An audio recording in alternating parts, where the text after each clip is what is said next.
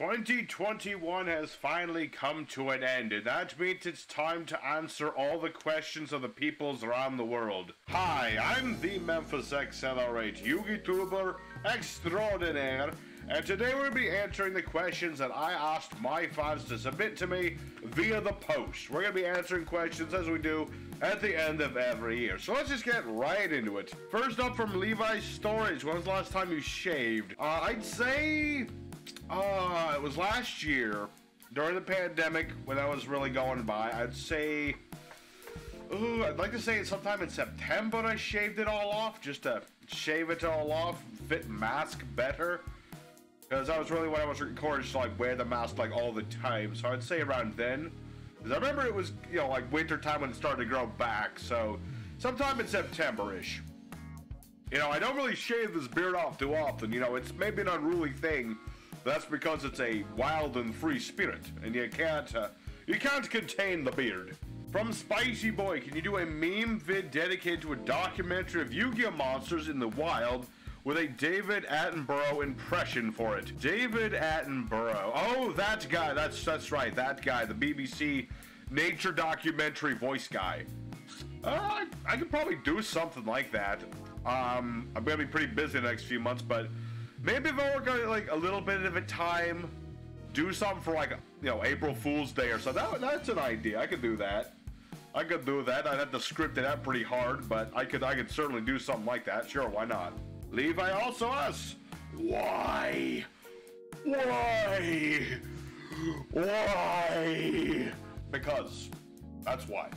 Spicy Boy also asks, can we have Exposition Explosion?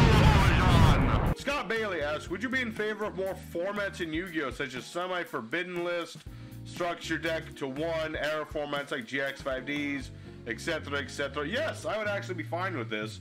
You know, having played things like GOAT format and Rush Duels as well as Battle Packs, such limited formats are actually pretty fun, and they're even better when you play too much of like traditional format and you're used to big boards and lots of negates and things. It's nice to be able to do something that's a little more toned down, a bit more focused on just like random stuff, you know, pull it into a pile, and you know, if it's done right, you know, if the ban list is structured well and the pool of cards is at least decently large enough to make for some different decks that you can make, I'm all for that.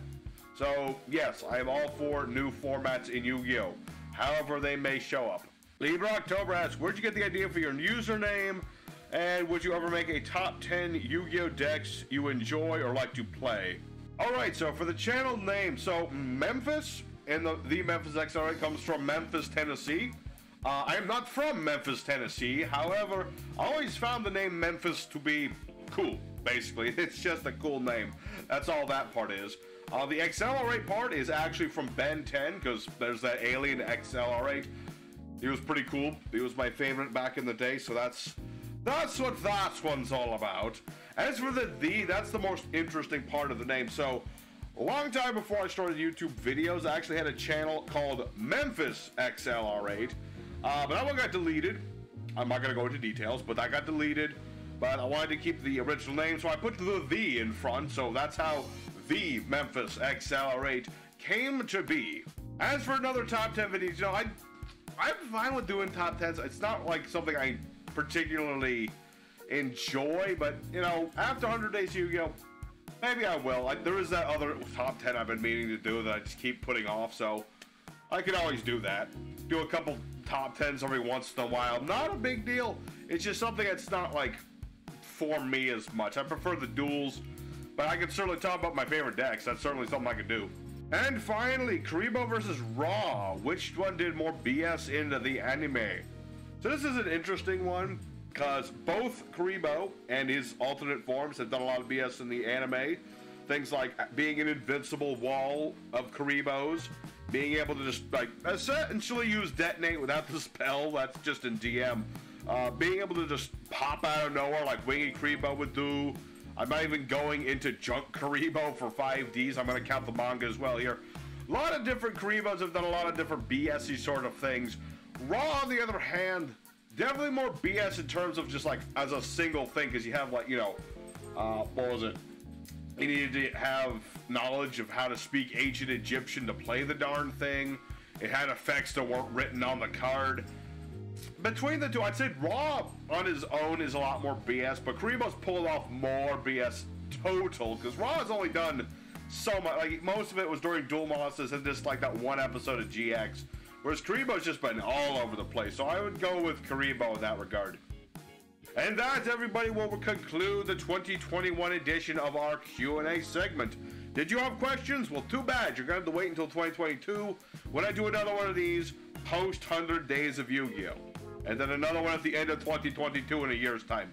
So, thank you very much for listening in. If I answered your questions, good. If I didn't, well, I tried. So, thank you very much for watching. Your boy Memphis signing out. Have a very happy new year, and I'll see you guys again in 2022. See you later.